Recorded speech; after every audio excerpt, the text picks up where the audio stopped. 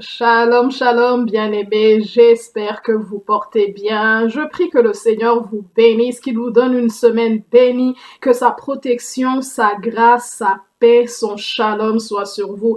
Shalom, ce mot qui veut dire tout simplement paix, mais également shalom qui voudrait dire également harmonie, réconciliation, médiation. Dans la vie de tous les jours, nous savons que nous avons besoin, par exemple, d'un médiateur. Deux parties ont besoin d'un médiateur lorsque des individus ne réussissent pas à s'entendre. Donc, ils ont besoin d'une tierce personne qui va servir de pont ou de brèche pour que la communication soit plus fluide. Ou bien, par exemple, dans le monde des communications, on sait que lorsqu'un émetteur essaye d'envoyer un message au destinataire, il peut y avoir des interférences qui font que le message ne passe pas de la bonne façon et ça crée un bruit. Aujourd'hui, Dieu veut venir apporter l'harmonie, il veut venir faire cesser le bruit dans nos cœurs, il veut venir faire cesser le bruit dans notre âme, il veut venir rétablir cette communication avec lui. Donc, j'aimerais parler aujourd'hui de shalom, mais dans cet aspect de l'harmonie, de la réconciliation, de la médiation. On va parler de la réconciliation, de l'harmonie entre l'être humain et Dieu, entre l'être humain et son créateur.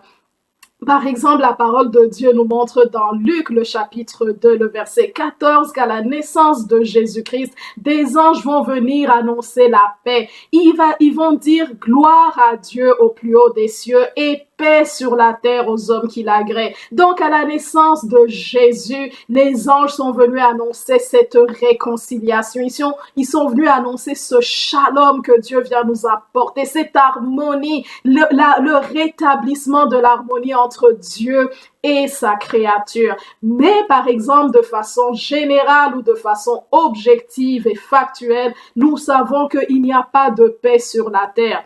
Même par exemple, on peut lire dans Apocalypse, le chapitre 12, le verset 12, que la parole de Dieu va dire malheur à la mer, malheur à la terre, parce que le diable est descendu vers vous en colère parce qu'il lui reste peu de temps. Donc, de façon objective, nous savons que sur la planète, sur la terre, il n'y a pas de paix, il n'y a pas la paix, mais Dieu est venu apporter la paix à quiconque croit, à quiconque accepte l'œuvre de Jésus-Christ à la croix.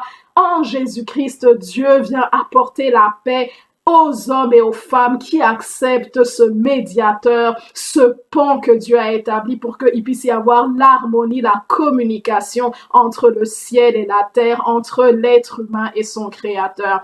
Mais Dieu, il est venu également apporter l'harmonie entre nous et notre prochain.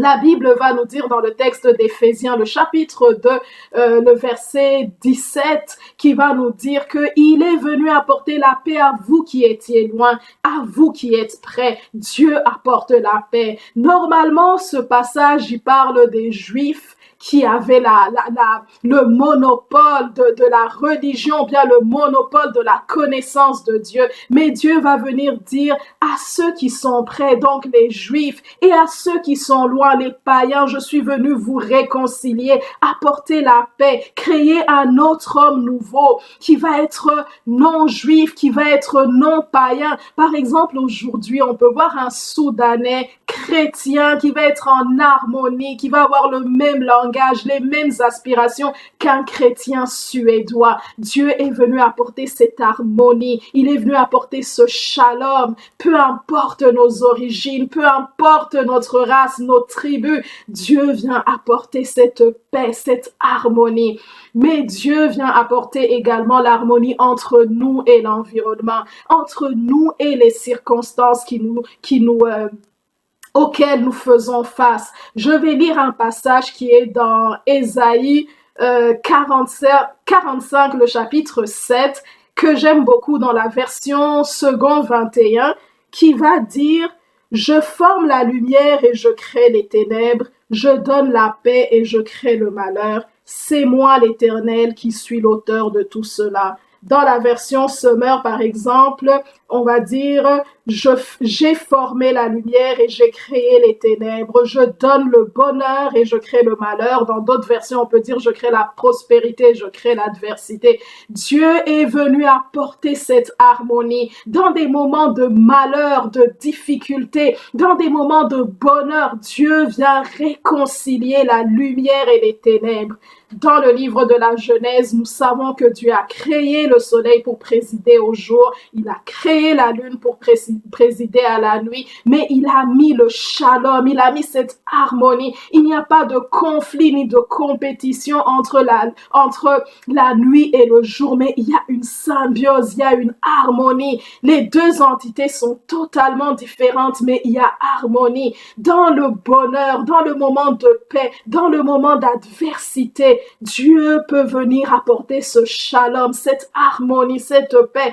Comme Job, à un moment donné de sa vie, il va vivre des malheurs, il va vivre des moments difficiles, mais il va dire l'Éternel a donné, l'Éternel a repris, béni soit le nom du Seigneur. Donc on voit cet homme qui vit le shalom, qui vit cette harmonie, cette paix. Il y a harmonie entre les moments difficiles et les moments joyeux de sa vie, il y a cette paix. Mais Dieu vient apporter également l'harmonie dans notre âme, l'harmonie avec nous-mêmes, avec notre personne, avec qui nous sommes.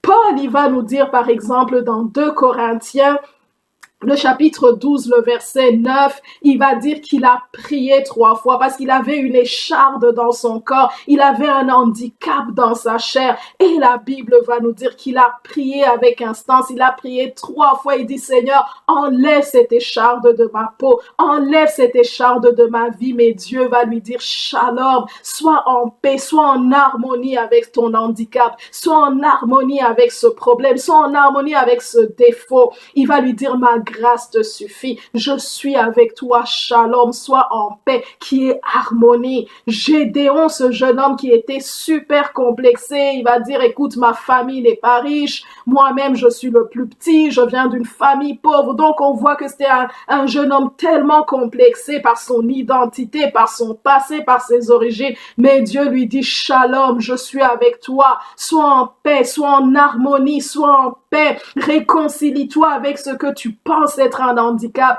Moi, je suis avec toi et je vais te venir en aide.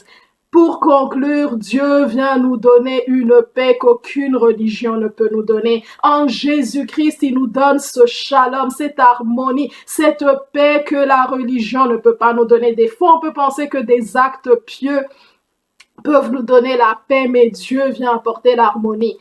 Donc, on voit par exemple dans Actes des Apôtres, le chapitre 21, le verset 27, c'était le dernier voyage missionnaire de Paul à Jérusalem, mais il va y avoir une émeute, comme quoi Paul a fait entrer un païen dans l'enceinte sacrée du temple, parce qu'à l'époque, un païen ne pouvait pas entrer dans le temple, en tout cas dans l'enceinte sacrée du temple, il devrait rester à l'extérieur du parvis, à l'extérieur des pourtours. Ça, on peut le savoir en lisant des textes historiques comme des textes du célèbre historien juif Joseph. Un païen qui rentrait dans cette enceinte-là, il était puni de mort. Il y avait même à un moment donné des écriteaux qui écrivaient, des écriteaux sur lesquels étaient inscrits en latin et en grec, comme quoi un non-juif qui pénétrait ces lieux-là, il était puni de mort.